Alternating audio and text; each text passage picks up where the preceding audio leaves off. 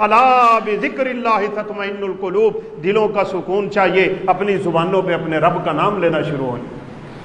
وذکر اسم ربہ فصلی، یہ ہیں کامیاب لوگ، انہیں بدلے ملے گی قیامت کے دن کے لوگ حیران رہ جائیں گے خدا کی قسم۔ آپ صلی اللہ علیہ وسلم نے اپنے صحابہ کو جنت کے چند محلات کا اشارہ کیا، شیشے کے، زبرد کے، یاقوت کے، فلاں کے جنتی بیٹھے ایک دوسرے کا دیدار کر رہے ہیں، 60 میلاً، ایک خیمہ جو ہمارے ہاں ایک چھوٹا سا خیمہ جس کو ہم کہتے ہیں، جنت کا ادنا سا خیمہ جو جنتی کو اللہ عطا کریں گے، رسول اللہ صلی اللہ علیہ وسلم نے فرمایا اس کی لمبائی چوڑائی 60 میل ہوگی، 60 میل 100 کلومیٹر کے قریب جب بات بنتی ہے، اس میں بیٹھے ہوئے پوری جنت کا دیدار کر رہے ہیں، شیشے کے محلات ہیں۔ صحابہ کرام رضوان اللہ علیہ مجمعین، جیسے میں نے پہلے اشارہ کیا نا، آپ کی باتیں اتنی غور سے سنتے تھے فوراً سوال داغ دیتے تھے، لمن ہی یا رسول اللہ صلی اللہ علیہ وسلم، اللہ کے پیغمبر یہ محلات اتنے عظیم الشان نبیوں کے، صدیقوں کے، شہیدوں کے، اولیاء کے، یہ کس کے ہیں؟ ہمیں تو لگتا ہے یہ صرف نبیوں کو ملیں گے، جس طرح آپ ان محلات کی تعریف کر رہے ہیں۔ رسول اللہ صلی اللہ علیہ وسلم نے فرمایا لمن اطاب الکلام، یہ محل اللہ اس بندے کو عطا کرے گا جو اپنی زبان کو خوبصورت بنا لیتا ہے، گندی گفتگو نہیں کرتا، اپنی زبان سے جھوٹ نہیں نکالتا، کس کو ناراض کرنے والی بات نہیں کرتا،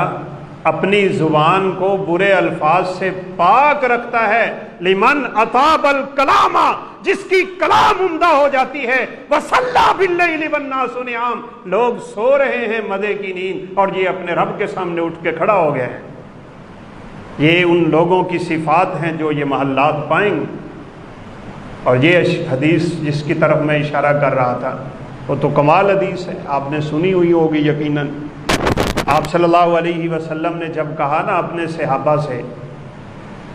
کہ میرا دل کرتا ہے میں اپنے بھائیوں کو دیکھ لوں، صحابہ کرام رضوان اللہ علیہ مجمعین نے فرمایا لسنا اخوانک یا رسول اللہ صلی اللہ علیہ وسلم، اللہ کے پیغمبر ہم آپ کے بھائی نہیں ہیں؟ قال بل انتم اصحابی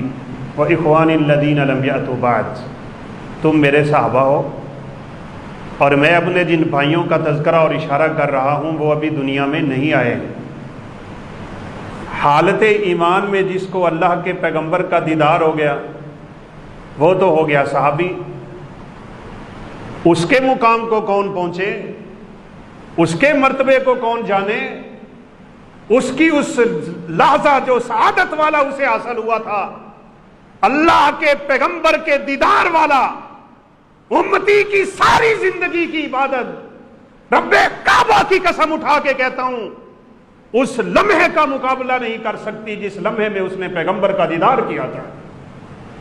عبداللہ بن عمر رضی اللہ تعالیٰ عنہ ایسے نہیں کہا کرتے تھے، اللہ کے پیغمبر کے ساتھ ایک لمحہ کھڑا ہو جانا عام امتی کی 40 سال کی عبادت سے افضل ہے۔ کون کرتا ہے ہم میں سے 40 سال عبادت؟ 27-28 سال کی عمر تو ہماری کھیلتے کودتے ہی گزر جاتی ہے،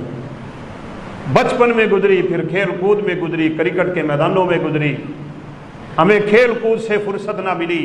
پھر ہم شادیاں کرا کے اپنے کھانے پینے اور بچوں کی فکروں میں پڑ گئے، کبھی اکیلے بیٹھ کے خدا کی قسم پورے دن میں ہم جو رب کی عبادت کرتے ہیں نا وہ وقت ذرا نکال کے چیک کیجیے،